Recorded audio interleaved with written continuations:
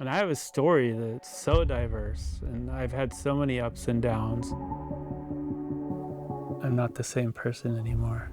God has used Salt House as the most instrumental tool I've ever experienced. I'm a full-time artist.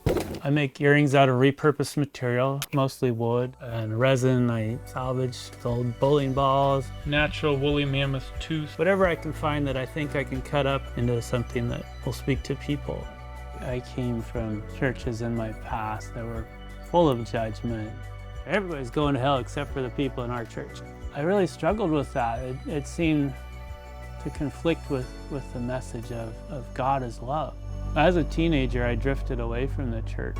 I was very confused as a youth and couldn't find acceptance where I felt I needed it most, and very quickly became homeless and addicted to drugs when I was 18 and stayed that way for years. I just stayed confused about church, and every once in a while I'd pop into one. And Salt House was amazing.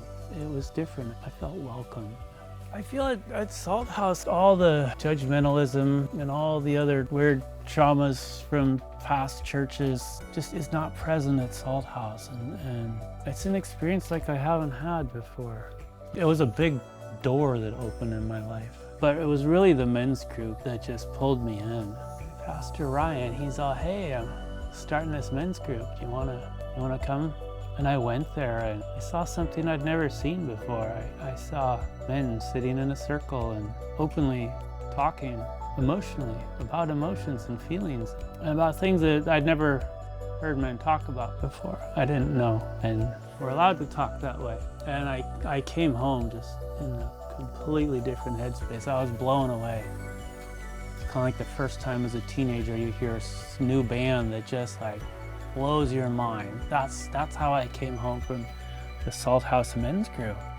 It's a form of counsel where you gather and you ease your way in, and then you get into the really deep stuff and you share, you speak from the heart, and you listen from the heart. I've never heard men talk like that. It was, and I went in there looking at some of these guys like, oh yeah, that guy's an asshole, and I don't want to sit next to that guy.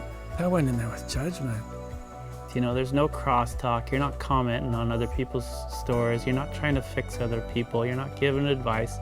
You just listen, and then you take some time to reflect on it and see what comes up for you. And then if you feel you need to do something in your own life, then you take steps to do that.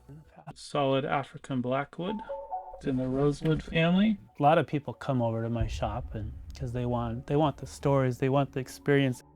I can use my earrings as a gateway to speak truth, and it allows me to bring a little joy into their life. It gives me an opportunity to go deep and talk about the things that really matter in life. I know my life's purpose is to use my story to help other people.